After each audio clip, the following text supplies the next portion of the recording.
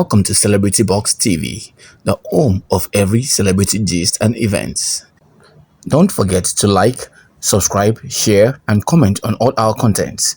Your contribution is all we need and means a lot to us. So today, we'll be talking about our own Allwell Ademola.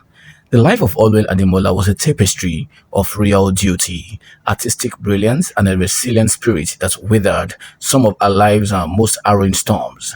Our story is not just one of a celebrity, but of a woman who served as a pillar for her family and a mentor to an entire generation of Nigerian creatives. Royal lineage and a formidable foundation. That is what she came from.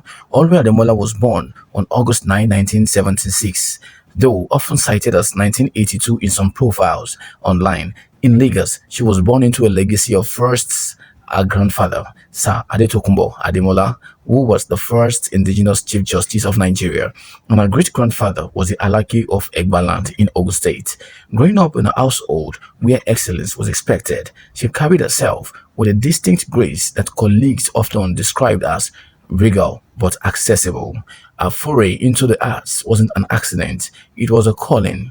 She started as a child star in 1985 on the NTA's Animal Games, where she transitioned from a school cultural leader to a professional stage actress at the National Theatre. By the time she hit her stride in the 1990s, she was already working with legends like Jide Kosoko, proving she wasn't just a royal daughter, but a worker in the trenches of the Nigerian film industry, a life defined by good deeds and mentorship. Allwell's true legacy lies in the quiet, undocumented ways she supported others. In an industry often criticized for its every man for himself nature, she was a rare exception. She is called the bridge builder. She was instrumental in the career of Rotimi Salami, and at her funeral, in an emotional Salami revealed that she didn't just give him roles, she taught him the politics, the technicalities of the Yoruba film industry and the Yoruba film sector, often sacrificing her own fees to ensure younger actors were paid. She is a silent philanthropy. Beyond the cameras, she was involved in numerous charity work. She frequently used her Allwell and Company band to perform at fundraisers and spent years advocating for awareness regarding social issues, influenced by her personal experience with family members battling health challenges. She is a director of arts. On set, she was known for being a peacemaker. If two actors had a rift, Allwell was the one who would sit them down, share a meal, and ensure the production moved forward in harmony. The heartbreak and the healing. Oh, what a life. Her personal life was a testimony, was a testament to the resilience you mentioned. The 2005 tragedy witnessing her fiance's mother via phone call just weeks before their wedding was a wound that never truly closed. For years, she stayed away from the idea of marriage, focusing instead on her craft.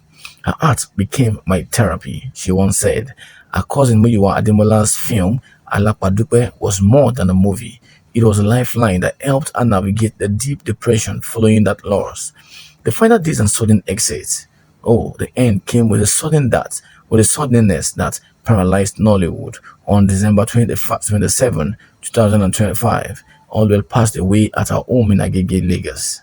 The cause. While a heart attack was the official report, it was later revealed she had been managing stress-related health issues in private.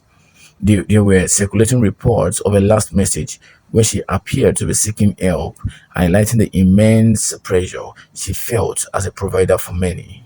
The Black Saturday morning. Oh, her death was described by actress Midi Martins as a Black Saturday. The industry's reaction was a mix of profound grief and in some cases guilt. Her burial shook Lagos.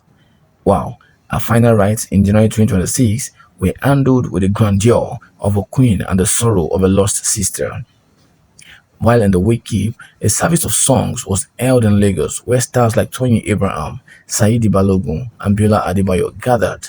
Biola Adebayo, in a tearful tribute, noted that Allwell was the kind of friend who would over-support others while suffering in silence. She was said to be laid to rest at the Athens Cemetery in Yaba. The procession was massive, with fans lining the streets.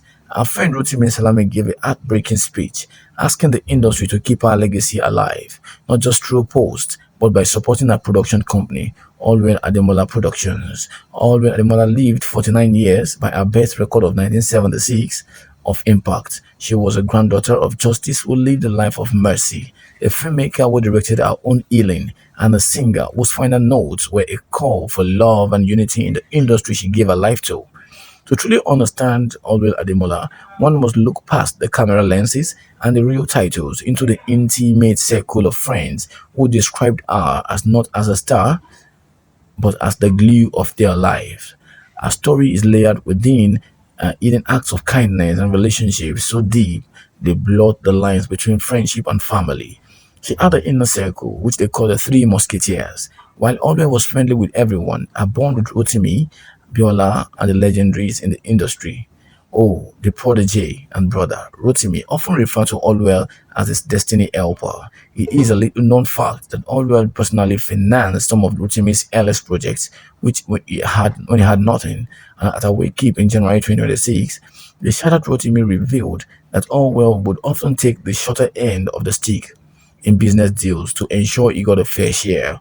Their bond was so close that she was considered a surrogate mother to his children.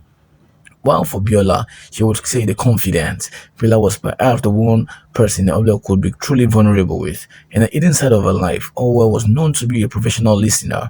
Despite her own immense grief from the loss of her fiancé and daughter, she spent her nights on the phone, counseling friends through their own divorces and financial struggles. Biola famously remarked during the artist night tribute, Orwell's house was a sanctuary for anyone who was homeless or heartbroken. She is a secret philanthropist. Beyond the spotlight, Orwell operated a quiet network of charity that the public rarely saw. Education sponsorship. It was revealed after her death that she was secretly paying the school fees for at least 10 children of deceased Nollywood crew members, camera assistants, makeup artists, and the likes. She didn't want the publicity, often sending the money through third parties to avoid being thanked. The Orwell and Company Food Kitchen during the festive season, Orwell wouldn't just perform with a band, she would personally cook massive pot of food and drive to the streets of Ebute Metta and Agege to feed the homeless. She called it a debt to God for surviving the depression of 2005. Her hidden struggles and smiling mask is one of the most poignant, truths about her. Orwell was as a battle with chronic loneliness. Despite being surrounded by people, she often felt the weight of her royal name and a strong woman image. She carried a lot of grief, and friends noted that every December, the anniversary of her fiance's death, Orwell would withdraw. She never truly got over the trauma of hearing him die over the phone. She poured that pain into her script, which is why her movies often, featured themes of sudden loss and divine comfort. The health battles in the weeks leading up to December 2027, 2025, she had been complaining of minor chest pains, but brushed them off as a fatigue from a heavy filming schedule. She didn't want to worry her aging mother or her close friends, choosing instead to walk through the pain to finish her final project. The burial. Oh, it was a city in mourning. The burial was not just a funeral, it was a cultural event that brought Lagos to a standstill. The casket procession. On January 9, 2026, when her body was moved from the mortuary to the Aton Cemetery, the procession was led by a traditional band playing her favorite gospel tunes. The artist night was a raw, unfiltered night of tribute. Odunlade Adekola, Femi Adebayo, Tony Abraham didn't just give speeches, they shared stories of how Allwell would school them into being better people. The final moment, as the casket was lowered, the Allwell and Company band members played the final mournful set. It was reported that Said Balogun and Afizo had to be physically present, they had to be physically present and supported as the reality of her exit sank in. Oh, a lasting legacy. She died at age 49, according to her family records, but she lived several lifetimes in that span. She was the woman who lost a groom but became a bride to the arts. She lost a daughter but became a mother to an industry. Her hidden life was a testament to the fact that reality is not just about the blood in your veins, but the kindness in your arms. Oh, rest well, all well, Ademola. Thank you so much for listening to this documentary. We hope you like, share, comment, and stick to Celebrity Box TV, the home of every celebrity gist and events.